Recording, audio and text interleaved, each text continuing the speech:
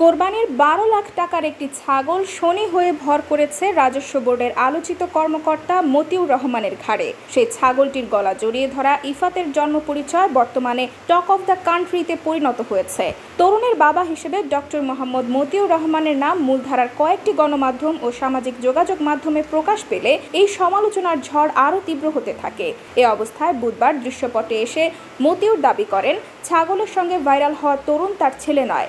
এরপরই প্রশ্ন ওঠে, তাহলে কি নিজের অবৈধ সম্পদ আড়াল করতে ছেলেকেই কোরবানি করছেন বাবা? এদিকে বিপুল সম্পদের মালিক মতিউরের দ্বিতীয় স্ত্রী শাম্মী আক্তার শিবলির প্রথম সন্তান মুশফিকুর রহমান ইফাত। এই ঘরে মতিউরের আরও 2 সন্তান রয়েছে।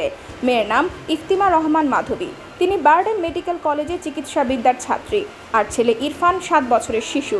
অন্যদিকে প্রথম স্ত্রী লায়লা কানিজ লাকি নরসিংদীর রায়পুরা উপজেলা পরিষদের চেয়ারম্যান। তার গর্ভে জন্ম নেওয়া ছেলে তৌফিকুর রহমান অর্ণব আমেরিকা থেকে শিক্ষা জীবন শেষ করে দেশে ফিরে ব্যবসায় যোগ দিয়েছেন। আর মেয়ে ফারজানা রহমান ইপসি তার বিলাসী জীবনের খোঁজ মিলেছে কানাডায়। এছাড়া শেয়ার বাজারে গ্যাম্বলার হিসেবে পরিচিত মতিউরের রয়েছে বিপুল বিনিয়োগ। বসুন্ধরা আবাসিক এলাকায় বহুতল বাড়ি, টঙ্গীতে গার্মেন্টস সরঞ্জাম তৈরির বিশাল কারখানা, ভালুকা ও বরিশালে পাদুকা ফ্যাক্টরি, নরসিংদী ও পূর্বাচলে ইকো পার্ক, রিসোর্ট সহ নামে বেনামে রয়েছে সম্পদের পাহাড়। আপাদমস্তক অসৎ এই কর্মকর্তার অবৈধ সম্পদের অনুসন্ধানে দুর্নীতি দমন কমিশন 4 দফার টিম গঠন করলেও রহস্যজনক কারণে প্রতিবারই অভিযোগ পরিসমাপ্তির নামে তাকে ক্লিন চিট দেওয়া হয়েছে। এ তথ্য দিয়েছে বাংলাদেশের দৈনিক পত্রিকা যুগান্তর। এছাড়া একটি পারিবারিক সূত্র জানায়, শুরুর দিকে লালমাটিয়ার এই ফ্ল্যাটেই ছিল 2 স্ত্রীর বসবাস, কিন্তু দাম্পত্য কলহ চরমে পৌঁছালে দ্বিতীয় স্ত্রী শাম্মী চলে আসেন ধানমন্ডি 8 নম্বর রোডের 41/2 নম্বরের অবস্থিত ইম্পেরিয়াল সুলতানা ভবনে।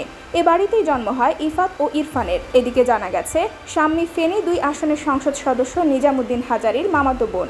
এতে নিজের বোন ভাগ্নের কথা স্বীকার করেছেন নিজাম হাজারী। বলেছেন, ইফাত তার মামাতো বোনের সন্তান, আর মতিউর রহমানই তার বাবা। IBTV USA, new York.